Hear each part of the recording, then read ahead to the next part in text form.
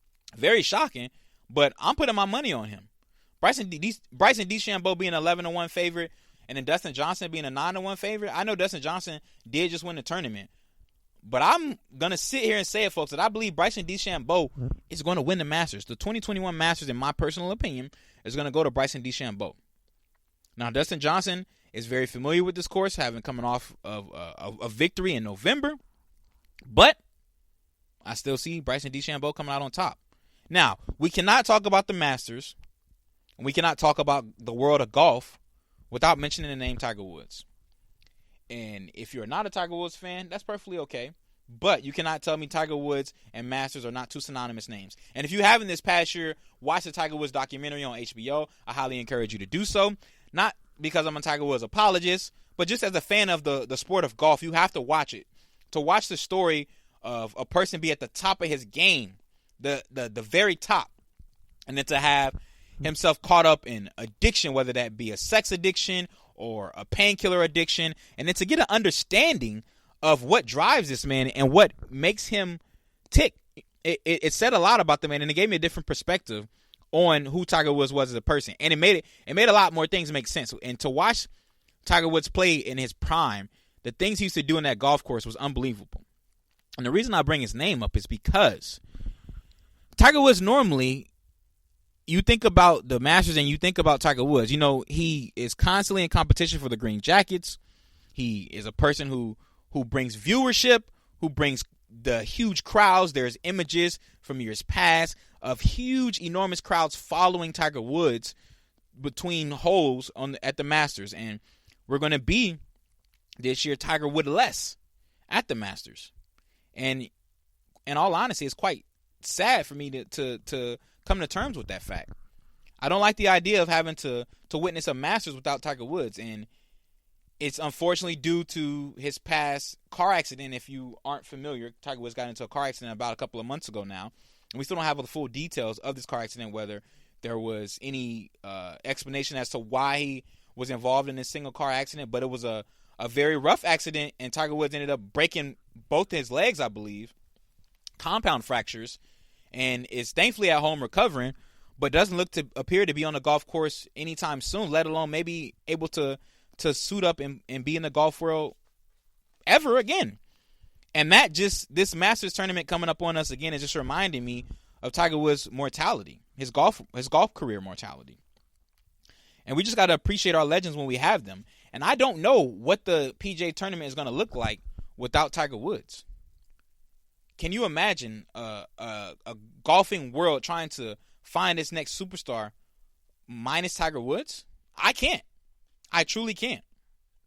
I can't. It's tough for me to sit here and envision a Masters tournament without Tiger Woods. You know, I'm going to watch this Masters tournament from start to finish, but in the back of my mind the whole entire time, I'm going to be thinking about Tiger Woods on the back nine and whoever being on the leaderboard in their back of their mind, having concern about Tiger Woods being on the back of my neck. And I mentioned the documentary before. Before this past Masters tournament, Tiger Woods won the Masters. If you recall, before the 2020 coronavirus shut down the Masters tournament last year, Tiger Woods was the last person to hold a green jacket. Tiger Woods was the last person to hold a green jacket. And in that particular Masters tournament, we got a glimpse of what felt like old Tiger. Old Tiger. He was hitting some shots that we hadn't seen in years. Years. Other players on the golf course were scared. They were playing nervous. We saw people having meltdowns, and it felt good. It felt good to watch all that again. And it pains me to think that we're going to have a PGA tournament going forward without Tiger Woods, and a Masters tournament, which in my personal opinion is the epitome of the PGA tournament, be Tiger-less. It's tough.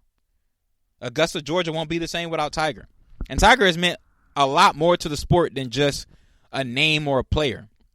You know, the documentary kind of covered this a little, but me being a black male myself who is a sports fanatic, I got into the sport of golf because of Tiger Woods.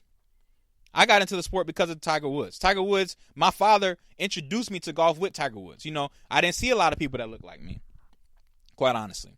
I would watch golf and I would see a lot of white males and middle-aged white males, and I didn't see people that look like me. And that kind of turned me off for a bit.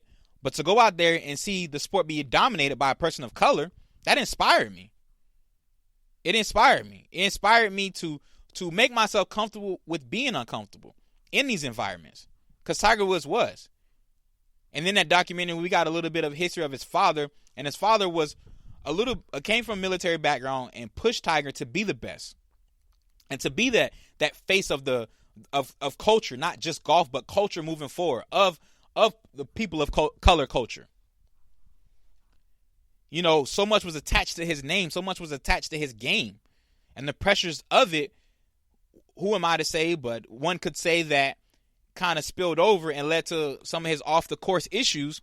But it just pains me to say that I'm not going to see a Tiger Woods as a part of this Masters tournament. So, as I am happy to get golf back and to watch the Masters tournament so quick and a turnaround, as we just saw it last November, but to have it all over again here in 2021, it is a lot to not sit back and be able to enjoy a Tiger Woods in this Masters tournament. But we still got to watch it. We still got to watch it. And I encourage you all to keep an eye out on Bryson DeChambeau, Dustin Johnson. And you know what? I don't know why, but I have this gut feeling telling me that Rory McIlroy may also give Dustin Johnson and Bryson DeChambeau a run for their money. I don't know why. Rory McIlroy is a name that I always see, and I'm like, you know, I don't know why. It's just something about his game, and especially when it comes to the Masters, that I feel like he plays good for moments of the Masters, and he kind of sells me. So if it's not going to be Bryson DeChambeau, I'll give you my top. How about this? How about I give you my top 3 names to look out for? Let's do that. We'll end this segment with my top 3 names to look out for the Masters tournament this year. So I already told you about the fact that I'm rolling with Bryson DeChambeau, the beast, the unit. I've heard some folks on Twitter call themselves the DeChambros, which I love that name. If that's not a thing, please let's make this a thing. I love the idea of that, because he literally is like the frat boy, the super tight polos, the college kid, and the guy who looks like he enjoys a drink every now and then. The Bryson DeChambros, the person who analyzes and is a unit on and off the course, and is quite honestly a very good golfer, and I don't think he's hit his prime yet, so I'm highly encouraged to see what he turns out to be. So that's my number 1. And then I'm going to put at number 2, I think who's going to finish second is going to be Rory McIlroy. I'll go ahead and say it. Why not? Let's jump out the window. Let's say Rory McIlroy will be the number 2. Rory McIlroy, so I got Bryson DeChambeau, Rory McIlroy, and then for that 3 spot, you know, I'm in and out. I'm in and out here of Jordan Spieth and I don't know. Will I go with Jordan Spieth here? Or maybe even Dustin Johnson? But you know what? I'm going with Jordan Spieth. Going to be my number 3. Jordan Spieth, I'm going to go with to finish third. He's at 12-1 odds, and I don't think he's going to pull it off. I think Bryson DeChambeau is going to pull it off, but I keep calling him Bryson DeChambeau. Bryson DeChambeau. Sit there and talked about Bryson DeChambeau, and I done messed around and got that stuck in my head. But I'm not too mad at it. Hopefully that catches on. But that's who I say: Bryson DeChambeau, Rory McIlroy, and Dustin Johnson. That's going to be my top 3. And not Jordan Spieth, Dustin Johnson. That's what I'm actually going to go with, actually. Dustin Johnson, I'm going to give the number 3. So Bryson DeChambeau, Rory McIlroy, and Dustin Johnson. Not Jordan Spieth. I know he just won the Texas Open, but I'm not too sold on it. I kind of talked myself out of it. Dustin Johnson. So what say you folks? What say you sports fans? What say you golf fans? If you're happy that we got golf back, you got a Masters tournament, let me know in the comments. Let me know on social media. Shout out to all the golf fans out there. If you're not a golf fan, please, this is a great tournament for you to be introduced to the world of golf. You know, it is every single year between ESPN and CBS, it is an event that's put on and done very well. They do very well with the shots, the fans. We got some fans coming back. It's just an overall great event to watch, and it's on my bucket list of sporting events to attend in real life. Hopefully one day I'll be there. But until then, I'll be enjoying it this weekend, this whole week I should say, and you should too. But we'll end it off there, our second segment. Before we get into our next segment, I just want to shout out and thank you guys for listening as always. And before we get into our next segment, before we take this commercial break, let me actually hint at what we're going to get into on the other half of this break. We still got the NBA coming up. We're going to talk about the Golden State Warriors and their struggles. And then we're going to end our show giving our flowers, a new segment. Give them their flowers. We're going to give our flowers to a couple of people here. And we got to do it, end the show off right. But until then, we got a quick commercial break. So I'll see you guys on the other half of this break.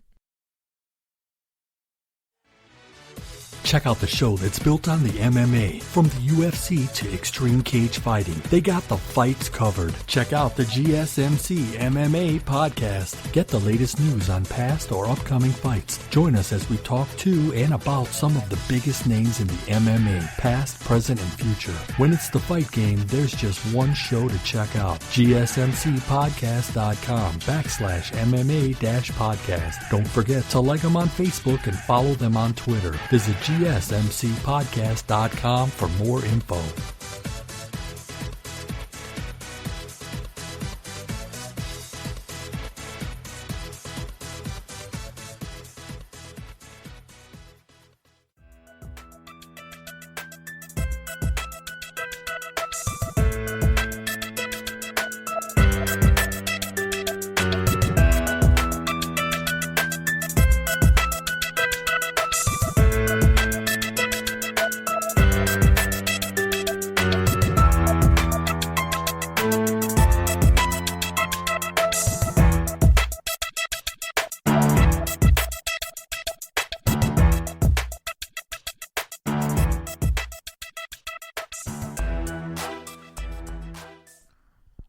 Welcome back, folks. Welcome back to the GSMC Sports Podcast. I'm your host, Shaq Scott. And, man, every time that rejoin plays, it makes your boy almost want to spit some bars. I might hit y'all with some bars at some point here. But that's not what you're here for. You're here for the sports, and we got you covered. So, thus far, we talked about the NCAA men and women's national tournament, championship. I gave you a hint at who I believe are going to be the potential NCAA men's national champion, as I was already completely wrong when it came to the women's. We then talked about Masters tournament week coming. Talked about the PGA tournament as a whole, who I predict to win the Masters tournament this year. I got Bryson DeChambeau. Shout out to the Bryson DeChambeaus. And now we got to go to the NBA.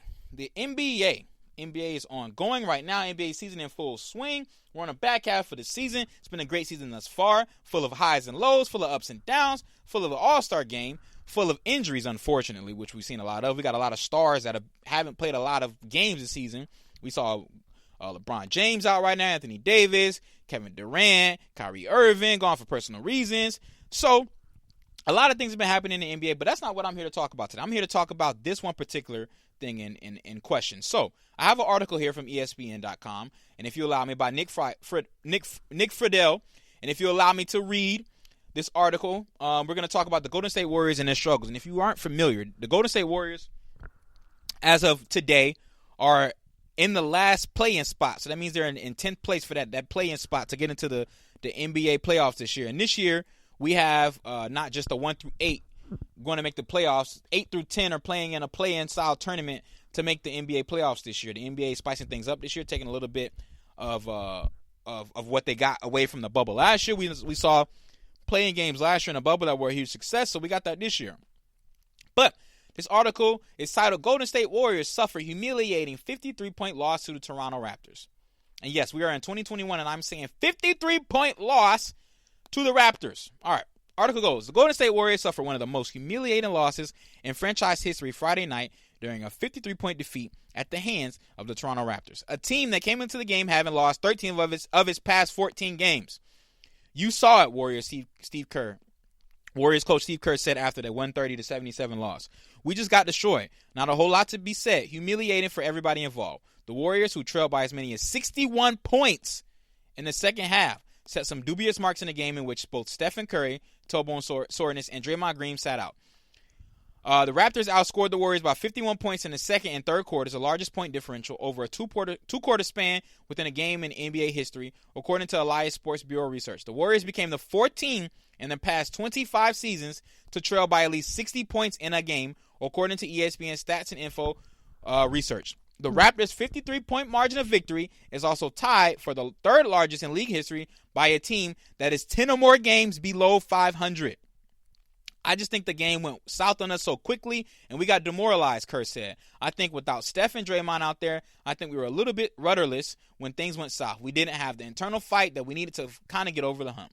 That was evident in a variety of different areas, but offensively, the stat that might be most jarring for the Warriors is the fact that they became the only team in the past 25 years to lose a game by at least 50 points and not score a single fast break point. They had only one fast break attempt the whole game, and they missed it. It's a huge reason why Kerr was so frustrated with his team's lack of ball movement. Our team has been built on sharing the ball, Kerr said. When you move the ball in this game, that's when the magic happens. When you build an energy, a karma. The shots tend to go in, and if you move the ball and you share it.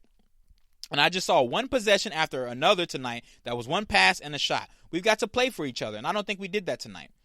The Warriors are now 23-26 and in 10th place in the Western Conference and have struggled all season to find consistency. And I'm going to stop there because in that article, it mentioned the fact of the Warriors being without, at the time of this article, Draymond Green, we know Klay Thompson is out, and also Steph Curry, who's out with a tailbone contusion. So they are already shorthanded. Then I have another article here, and this one's a little bit more recent, and this one's from NBA.com, and it's titled Frustration Mounts for Golden State Warriors, and this is by Kane Pittman. Frustration mounts for Golden State Warriors after loss to Atlanta Hawks. The Golden State Warriors find themselves in danger of missing the playoffs after another loss. Poor discipline on defense haunted the Warriors at the Atlanta Hawks, hung on for an important win. Losers in 7 of their last 8 games, the Golden State Warriors have slumped to 23-26 on the season. Their latest loss, a 117-111 decision to the Atlanta Hawks, leaves Golden State clinging to the final play-in seed in the Western Conference, just half a game ahead of the New Orleans Pelicans. Steph Curry, who came back in this game, finished with 37 points to lead the Warriors, who also received contributions from Kelly Oubre Jr., 20 points, and Andrew Wiggins with 16. Problems arose on the defensive end for Steve Kerr's squad, if you notice in the trend here, with the Warriors fouling Atlanta 26 times, resulting in 45 free throw attempts. We lost the game because we fouled over and over again, a disappointed Kerr said post-game. Hawks' Danilo Gallinari benefited most from the foul fest, finishing, that's a tongue twister there, with 25 points on 13 for 15 from the charity stripe. Missing most of last season with injury, losing is a new phenomenon for Curry with the new-look Warriors squad trying to fight their way out of the funk. I hope everyone in the locker room hates losing and uses this as motivation to stick with it, to stay connected and figure it out, Curry said postgame. You cannot play the game that we've played the last significant stretch and expect things to change. We have to make the necessary adjustments, and losing sucks. It's a terrible feeling in the locker room. Oubre is one of the new faces on the Warriors roster, and he echoed some of Curry's sentiments. The sooner we get our blank together and get on track, the sooner we can feel better about ourselves. And I'm going to end the article there because I read all that and say all that to say I was on NBA Twitter, and if you're not a part of NBA Twitter, I highly encourage you to get a part of NBA Twitter because it's the best place to find the most up-to-date reaction from sport fans. And the Golden State Warriors have a very NBA Twitter, let me try to say this politically correct, interesting fan base because there are a lot of critics of the Golden State Warrior fan base as being fair weather fans because, as we all know, and if you aren't familiar, the Golden State Warriors had that stretch in which they had, when Steve Kerr came about, Steph Curry, Draymond Green, and Klay Thompson before they got Kevin Durant, in which they were constantly as threats to NBA champions. They were always in the talks to be the NBA champion. You know, they beat the Bulls record of most wins in the NBA season. And a lot of people came out the woodwork of being all of a sudden Golden State Warrior fans, and that was a lot of other NBA organizations. Fans were critical of that because they were saying you weren't truly fans. Where were you guys back when they weren't so hot, post We Believe era? And I bring up the We Believe era because if you are a diehard fan of the Golden State Warriors, you do remember the time of the We Believe era. The Don Nelson-led, the Steven Jackson, the Baron Davis, the Matt Barnes, the Andres Biedrins, the Michael Petras, that team that took down the one-seeded Dallas Mavericks and gave the Utah Jazz all they can have back in the day. And if you're a fan who got to see the Golden State Warriors back then and you're a fan of the Golden State Warriors now, you should notice that there was a time span in between where you weren't so hot, where you're trying to figure out yourselves, where you were post We Believe era, where you had a Monte Ellis and a Steph Curry and a Mark Jackson, where you're trying to figure out what to do with your organization. And I'm bringing all this up to say because I'm on NBA Twitter, and I'm scrolling through the tweets, and I'm observing, and I'm interacting and watching these people tweet and post. And what I saw disturbed me. I saw a lot of folks calling for the job of Steve Kerr. Yes, and hopefully you're like-minded like me and realize how absurd of a statement that is for fans to make. But they're calling for the job of Stephen Kerr. They want him fired. These folks had the nerve to say Steve Kerr deserves to be fired. And you know what I say to them? Shut up. What are you talking about? Steve Kerr does not deserve to be fired, folks. Yes, the Warriors are struggling this year, and yes, they struggled last year. But we have to keep things in perspective. We have to. Think about this. Last year, Steph Curry had an injury that kept him out for the majority of the year. They kept him out for all the year. We knew this year was going to be a rebuild. You got a good draft pick out of that. What'd you do with that draft pick? You got James Wiseman, a very talented rookie, an impressive rookie, someone you're going to use for your future, who I see going to be around for a while and is going to fit in well with this franchise when they get their pieces back. Key word being for the future, though. And with the future, you can't lose perspective on your now. And too often am I seeing these fans losing perspective on their now and calling for a firing of Steve Kerr. Okay, you fire Steve Kerr, then what? Who are you going to go out and hire? Who are you going to hire? Who's out there right now that can do a better job than Steve Kerr, that's going to turn this organization around right now, and you're going to see it pay dividends in the future? I don't see that. I don't see that person out there right now in the moment. And if that person is out there, you're going to take a step back by starting all the way over and pulling the trigger on that more so than you would if you just ride it out with Steve Kerr right now.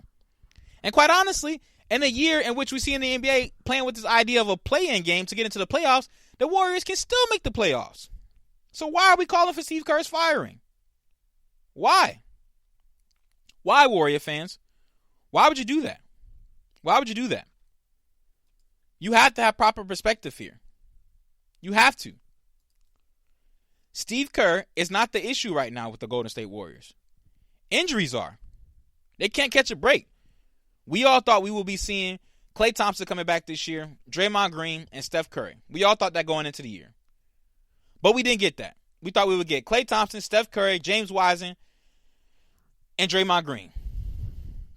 But we didn't get that. The injury bug bit the Golden State Warriors hard to start the season, before the season could even get started. And then we get into the season, and it's biting them hard. And we still got to keep in perspective, guys, the Warriors that we see on the floor right now have not played together for a long time. Wiseman's getting a lot of minutes. He's a rookie. Kelly Oubre is with the Golden State Warriors, is getting his feet wet. Still no chemistry there. And I mentioned in previous podcasts, Kelly Oubre doesn't look comfortable on the court yet to me in Golden State. You can tell. Hence why his name was involved in these trade talks this past NBA trade deadline. He doesn't look comfortable. And you know what comfortability comes with? Time. You got to give this time. You have to have patience. And I know you may be in San Francisco and in Oakland, and you may be living in the nice, beautiful sunshine of LA, and of the beautiful sunshine of California, and you may be used and spoiled, quite honestly spoiled with the success that you had in the past. But y'all can't lose perspective here. Your team is injury ridden. The injury bug is biting hard in Golden State. And it's hard for you guys to sit here and realize that this team is not that good right now. But guess what? It's not a forever thing. Yes, you lost 7 of the last 8. It's not a forever thing. You still got plenty of time to turn this around. And if we're being 100% transparent and 100% honest here, what's the ceiling for you guys? What's the ceiling? What do we see? Do we truly believe Golden State is going to get in the playoffs and make a run for the championship? No. So relax. Relax. Like my man Aaron Rodgers said, relax. Relax, fans. Relax. You got plenty of time. You got plenty of time. And it's going to be figured out. And in my opinion, it's going to be figured out with Steve Kerr. And I'm also a person who's not the guy that'll call for a coach's job. I don't like the idea of that. I don't like being so quick to call for a coach's job. And there are some things that are worrying here. You know, the Warriors are committing a lot of turnovers. They aren't playing defense. Curry is dropping 37 points, and they're still losing. They lost by 57 points, as I mentioned before, to the to the Toronto Raptors, who aren't the best team in the NBA right now. Yes, those things are worrisome, but we got to have perspective. You got to have perspective. You have to. Not every team is going to be that quick turnaround team. Not every team is set up to where we can lose big pieces and you see them right back in the playoff hunt the next year. Not every organization is set up like the Miami Heat. And I bring them up for a reason. This is a team that we watched go to the NBA Finals last year in the bubble, and a lot of people call it a fluke. But I'm looking at this team right now, and yes, they aren't at the top of the conference. Yes, they've been up and down. They were at number 4, then they dropped to number 8 after losing. I believe it was 6 straight. But now they're winners of the last 2. And I'm looking at a team like the Miami Heat, and I can't help but admire that organization. You have to. You have to. They're doing it the right way. But you know what they also are doing? They're patient. They are patient. They understand that the NBA is all about ebbs and flows. You got to ride your waves. And you got somebody on your team, Kelly Oubre, who calls himself the Tsunami Poppy, the wave rider. You got to learn to ride the waves, fans. Don't call for Steve Kerr's job. He's not the issue. It's deeper than rap. It's deeper than rap. Y'all can't play defense right now. Y'all can't catch a break with injuries. Why don't we ride this season out and see what happens?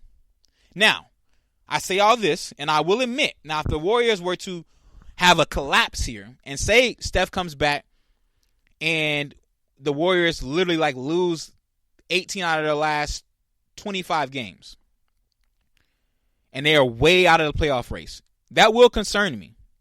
That would concern me as a fan. That would concern me as an organization. But I keep mentioning perspective. I still know that I got hopefully a healthy Klay Thompson coming back next year. I got a Steph Curry who's a stud. And I got a James Wiseman who's my future. And notice I didn't include Draymond Green because I'm looking at Draymond Green, folks, and I will admit, I keep mentioning if you're not a part of NBA Twitter, become a part of it because it's interesting to watch the Warriors fans and their feelings on him and how quick the tides have turned. Because I remember when we were talking about Draymond Green being an MVP candidate and being the most important player on that team. And quite honestly, he probably was. He was the glue for that team. But post KD, I'm noticing a lot of flaws in his game. I'm noticing him losing a step or two. You know, Draymond Green is not the elite defender that he once was. You know, he's having issues on the court. And that's okay. That's okay. Because you still got James Wiseman. You still got James Wiseman. So if I were to be a Golden State Warrior fan, I'll be patient. I wouldn't be calling for Steve Kerr.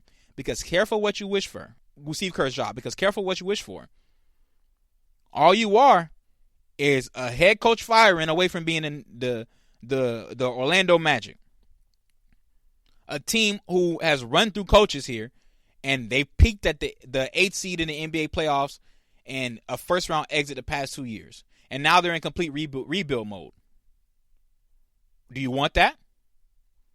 Do you want that, Golden State Warrior fans? Careful what you ask for. You're right on the cusp of that. And it'd be different if you had a future that was uncertain. But I'm looking at this team, and you cannot tell me you're not sold on James Wiseman and Steph Curry at least. And you got a player in Klay Thompson whose game has never been the super athletic game. He's an elite shooter, one of the best shooters of all time. So coming back from these injuries, if he can stay healthy, if his game takes a drop off and say he's not as athletic as he once was, but guess what he's still going to be? An elite shooter. And in the NBA, in which shooting is very prevalent and very important, that's going to be of value. And a person who has specialized in utilizing the talent of his shooters, Steve Kerr, needs to be there for this. Y'all aren't in rebuild mode yet. You really aren't. You aren't in rebuild mode yet, Warrior fans. So take a chill pill. Calm down. I know it's tough when you look around at the NBA, and I mentioned teams like the Miami Heat, and you look at them and you say, man, why don't we just have a Pat Riley, a genius, a savant who can make the right trades and shift players around and get players to buy into a culture and to not have the quote-unquote most talented guys, but have the guys that are willing to buy in and willing to work hard. And we don't see the Miami Heat losing by 57 points to our Toronto Raptor team. But they aren't the Miami Heat. The Warriors are the Warriors. They are the Warriors. And you're not too far removed from the NBA championships. So have proper perspective, Warrior fans. Have proper perspective. Take a chill pill. Relax. It'll be all right. Put on some R&B music. You know, you may need to have a different experience when you're watching these Warrior games. You know, don't get your blood pressure up. You know, I'm a basketball fan. I've been a fan of teams that have had losing records for years. So I get it. It's frustrating to look around the NBA and see other organizations have constant success and have quick turnarounds and not have these big drop-offs. But like I said last show, it only can be one champion every single year. It's only one champion. So have that proper perspective and be grateful.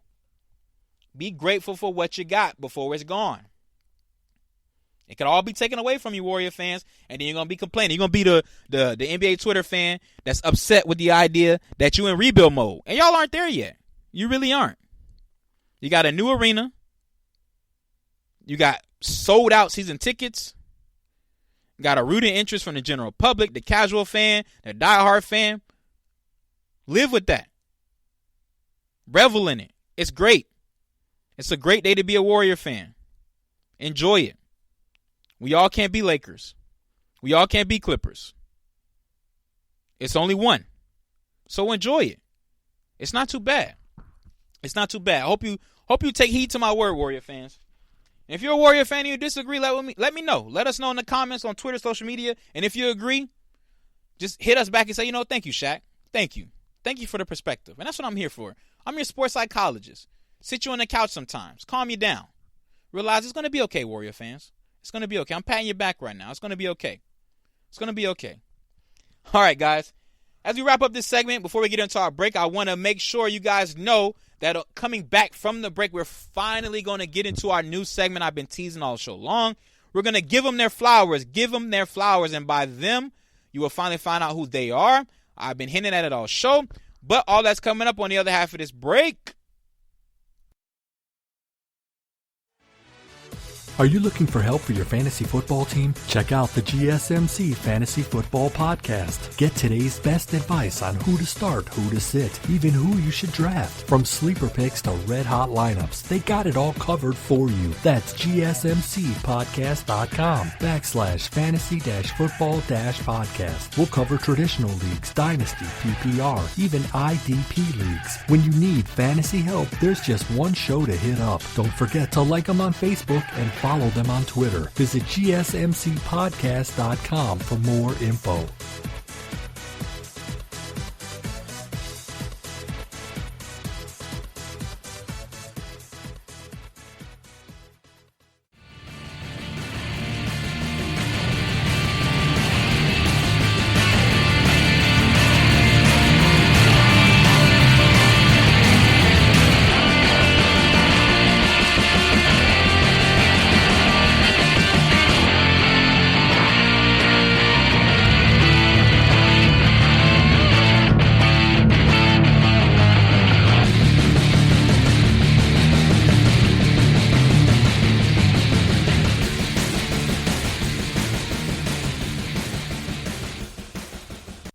Welcome back, folks. Welcome back to the GSMC Sports Podcast.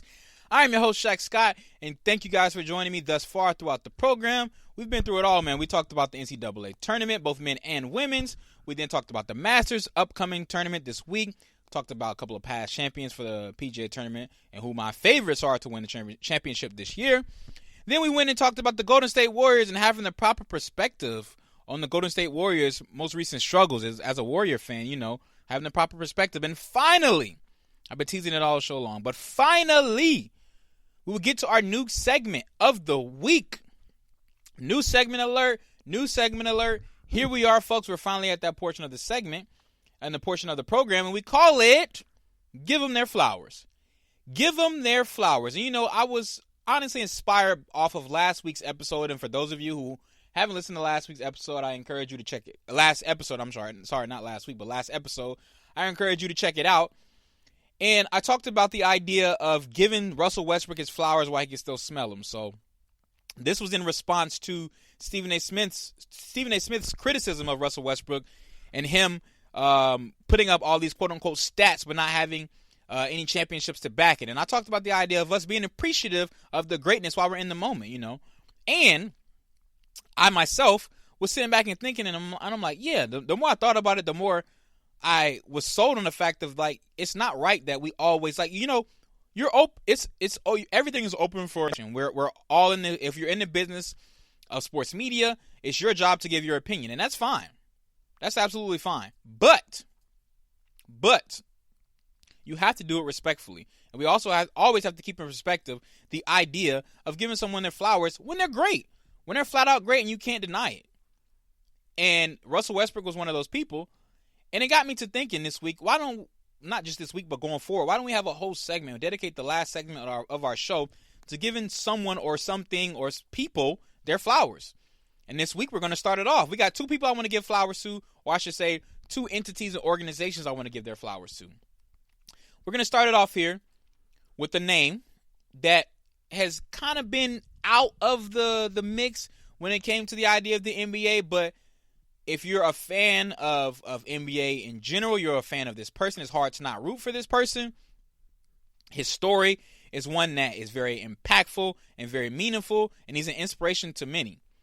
And this past week, we got some great news in regards to this person's career going forward. And it's something that made me very, very excited. And I've been rooting for this person for a while. And that person is none other than Isaiah Thomas. Isaiah Jamar Thomas.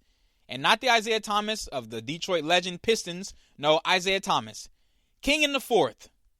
The former Boston Celtic. The former 5'9" assassin. The fourth quarter killer. Whatever you want to call him, Isaiah Thomas.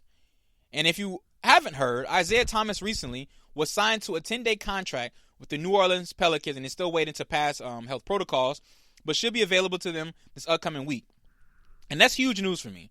Huge news, because I'm a huge fan of Isaiah Thomas and everything he stood for, both on and off the court. Isaiah Thomas was somebody who not too long ago in the 2017 season was in the midst of the MVP vote.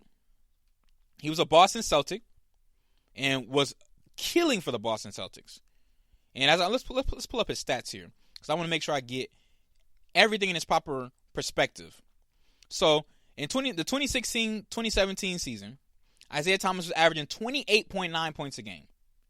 And then the year prior, he was averaging 22.2 points a game. But in the 2016-2017 season, the year he was getting MVP votes, 28.9 points a game. 5'9", 185 pounds, Isaiah Thomas. 28.9 points a game. Was killing for the Boston Celtics. Killing in the fourth quarter. And somebody who performed in the playoffs. Now keep in mind, this is pre-Kyrie Irving. Pre-Kemba Walker. Isaiah Thomas. Somebody who has been in the league since 2011. Started off in Sacramento. Then had a stint with Toronto. Then Phoenix, then Boston. Then Cleveland. Then the Lakers, then the Nuggets. Then most recently the Wizards last year, before the pandemic shut down. This guy is a story both on and off the court and an inspiration, and someone who deserves his flowers. And you may be asking yourself, Shaq, why does he deserve his flowers?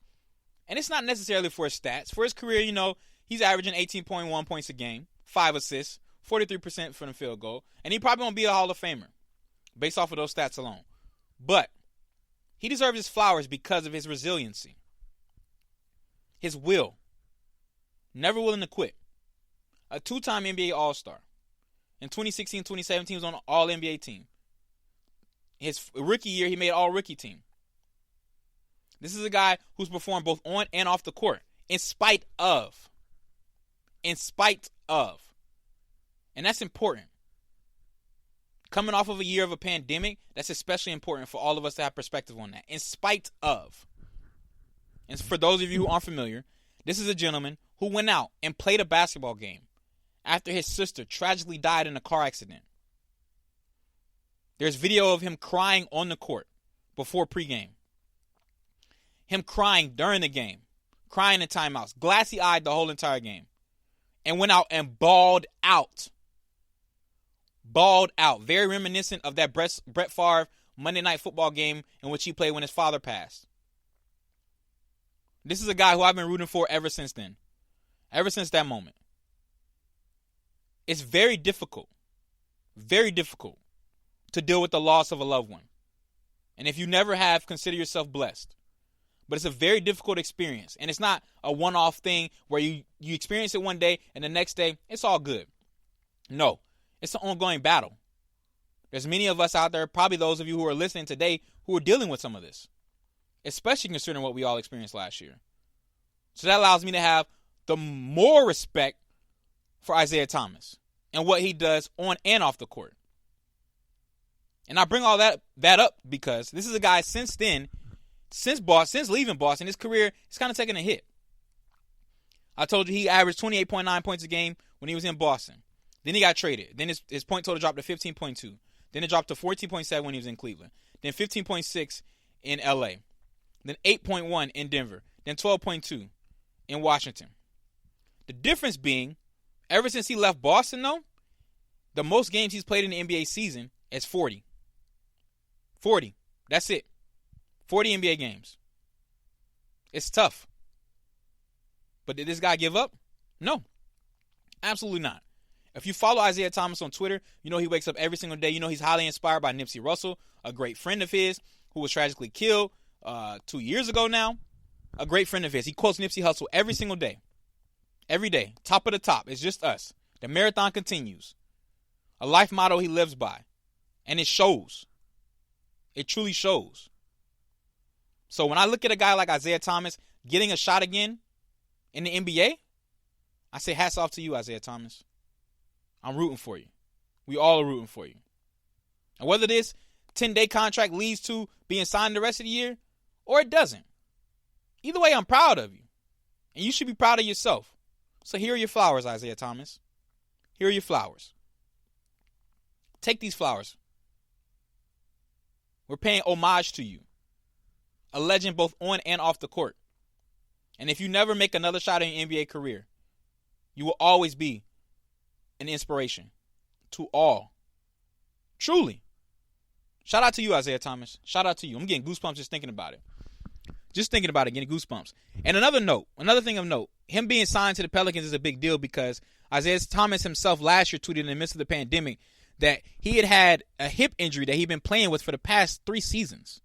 Essentially playing on one leg, that he didn't have the time to get surgery on because he was afraid that he was going to lose out on a shot at another NBA team. So it's a blessing in disguise for the NBA season to get to get postponed that allowed Isaiah Thomas to get the surgery that was a lengthy recovery and to come back fully healthy.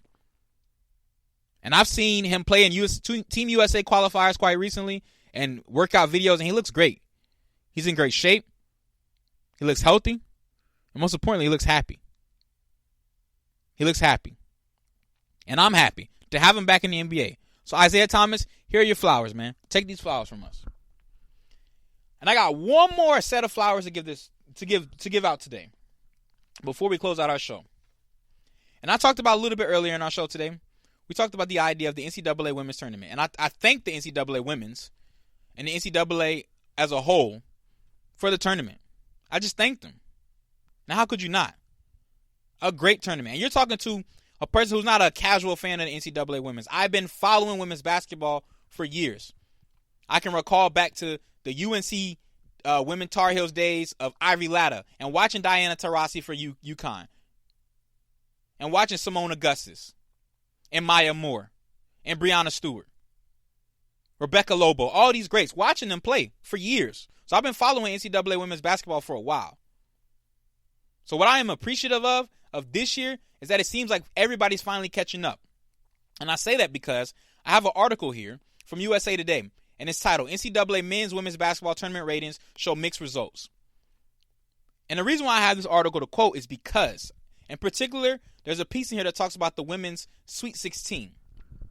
I talked about the viewership for it. I'm going to read an excerpt from this article. Again, this is from the USA Today. It's from the writer Chris Bumbaka. And the article goes as follows. The women's Sweet 16, led by a strong matchup between number 1 seed Connecticut and number 4 seed Iowa, averaged 915,000 viewers across the 8 games. Saw an increase of 66% compared with 2019 according to ESPN. The Iowa-UConn game drew 1.6 million viewers, the second most viewed Sweet 16 game in history. ESPN said it was the most viewed Sweet 16 women's game since 2013. The Elite Eight, with 2 games each on Monday and Tuesday, going up against the men's Elite Eight on CBS and Turner Sports, averaged 1.18 million viewers, up 6% from 2019. The Huskies matched up against the number 2 seeded Baylor Bears, drew 1.7 million average viewers. 1.7 million average viewers. Those are huge numbers, folks. Huge numbers. Huge numbers. And I bring all that up for a reason. Because I have another article here from Paul Doyle, and this is from MSNSports.com. And this article highlights Paige Bueckers. And in particular, he's talking about the idea of Paige Bueckers being the top follow NCAA social media person in the list of all NCAA athletes in the college athletes tournament. And the article goes as follows. If social media is the driver of how college athletes will monetize their name, image, and likeness in the future, Paige Bueckers is positioned to cash in. Bueckers, UConn's freshman star, was recently cited for having the most combined followers on Twitter and Instagram among players on Elite 8 teams in the men's and women's national NCAA tournament. Bueckers had more than 730,000 followers, although that number had already climbed, according to the digital marketing platform OpenDoors, which advises athletes and schools on name, image, likeness issues. Also on the list, UConn junior Olivia Nelson-Odata, whose combined 77,000 plus followers, placed her 9th on the list. According to an Axios report, OpenDoors estimates that Bueckers' social media numbers will earn $382,000 per year. Louisville basketball player Haley Von Leith is second in followers, 696,000, and is estimated to earn more than $965,000. The reason for the disparity in earnings OpenDoors compiles is estimated based on multiple components, including engagement rates, overall sponsorship, market size, and athletic department revenue. Overall, 8 of the top 10 athletes on this list are women. I'm going to say that again. Overall, 8 of the top 10 athletes on this list are women. That mirrors what Temple University research Thilo Kunkel found in his recent report that studied social media value in student athletes' name, image, and likeness. While the NCAA has maintained the NI legislation will benefit only athletes from revenue sports, football, and men's basketball, Kunkel found just the opposite. It defeats the NCAA's overall argument that allowing them to monetize will only benefit a few, Kunkel said. It also defeats the argument that it's only male sports that are going to benefit and is harmful to women's sports. Our research shows there was actually no significant difference between male and female athletes. While Bueckers built her online brand as a high school standout in Minnesota, she may also benefit from playing for the most iconic women's basketball program in the country. We found that the name brand or the reputation of a university, we found that these top 2 universities, they do have an impact on the following of an athlete. The impact is small, but it is there. It is undeniable. The institution plays a role, but the impact is minimal. NIL legislation is moving through state and federal courts. U.S. Senator Chris Murphy co-sponsored a bill in February that will give athletes greater freedom to monetize their image, and the NCAA has been working toward a set of guidelines. But the rules could still vary from state to state, and it's unclear what role the NCAA will play in drafting the rules. So, I say all that to say that Paige Bueckers and all of women's sports, and in particular, we're going to just today give our shout out to all the NCAA women's sports. Here's your flowers. Take these flowers. Take these flowers. Shout out to all of you for shutting up the critics, for shutting up the haters that may say, there's no way you can, who would sit down and watch the women's game? Stereotypes have been, it's too slow, there's no dunking, nobody's going to pay attention. But when I say, if you had sat down and watched any NCAA women's game this year, in particular the NCAA tournament, you could not have said those asinine things. You could not have said that. The tournament has lived up to every single aspect that you could ever want in watching a basketball game and a tournament as a whole. There's been excitement, parity, the agony of defeat, suspense. It all was there. And clearly the star power is there too, because these women are leading the way on social media. And if we don't know anything, and if you are of that 35 to 55-year-old demographic, and you may say, why is social media significant? Let me tell you why. Because Our metrics are being skewed now. Gone are the days where if you watch TV and we use our television numbers to get our advertisement, that's just what we base everything on. Gone are those days. Now, those metrics are still at play. However, social media is a huge platform now. There's sports athletes with millions of followers.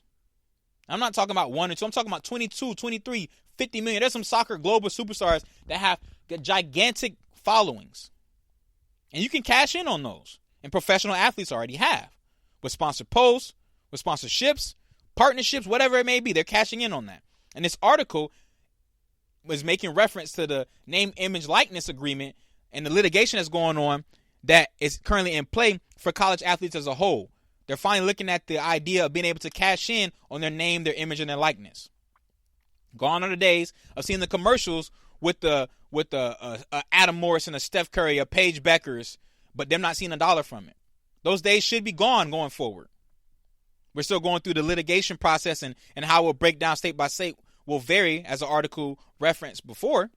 But what this shows me is that the women are going to be right up there with the men, if not on top, as they should be. Because thus far, the NCAA women's tournament has been better than NCAA men's tournament. I'm sorry if that offends you. So what? Shut up. I don't want to hear it. Shout out to the women, NCAA women's tournament, the basketball stars, and all the NCAA women's sports as a whole. Because if this tournament didn't show you anything, is that if you haven't been tuned in before, you should be tuned in going forward to all women's sports, not just on the college level. Because if we take a further view back and we look globally, the women's sport game is huge. It's huge. And the numbers have not always showed that. The people that are fans of it, they know. We know. We know.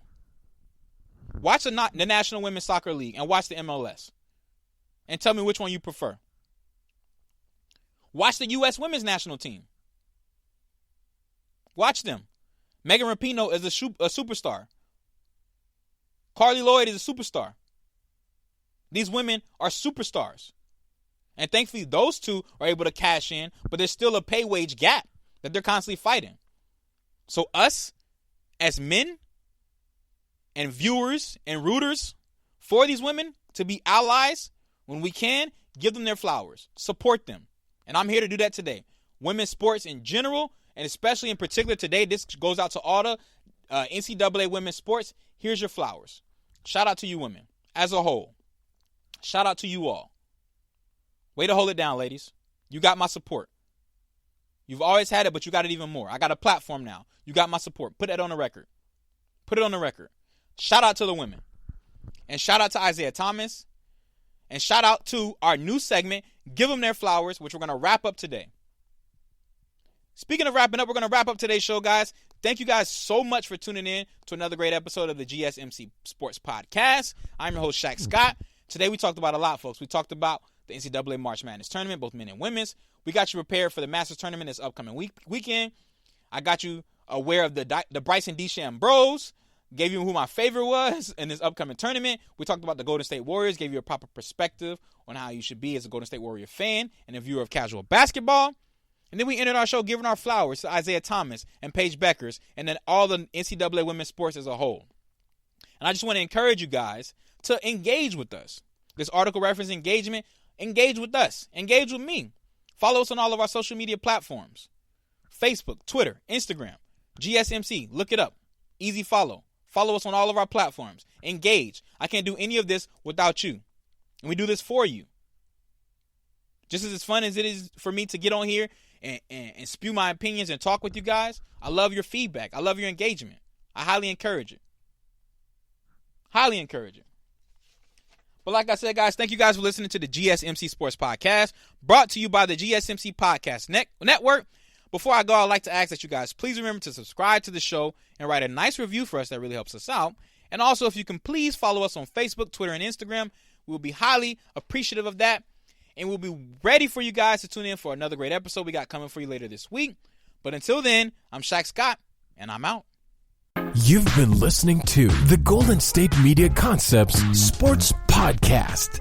part of the Golden State Media Concepts Podcast Network. You can find this show and others like it at www.gsmcpodcast.com. Download our podcast on iTunes, Stitcher, SoundCloud, and Google Play. Just type in GSMC to find all the shows from the Golden State Media Concepts Podcast Network. From movies to music, from sports to entertainment, and even weird news. You can also follow us on Twitter and on Facebook. Thank you, and we hope you have enjoyed today's program.